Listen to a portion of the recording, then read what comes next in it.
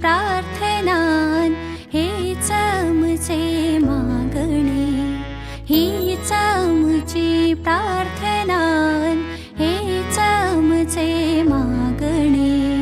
माणसाने माणसाशी माणसा समवागणे, हीच आमची प्रार्थना हेच आमचे मागणे.